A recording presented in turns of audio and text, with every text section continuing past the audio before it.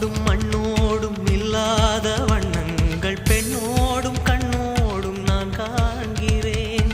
தாலாட்டில் இல்லாத சங்கீத சாரங்கள் பாராட்டும் உன் பாட்டில் நான் கேட்கிறேன். மழைத்துளி என்னதவம் தான் செய்ததோ மலர் கொண்ட மார்போடு தொட்டாடுதே.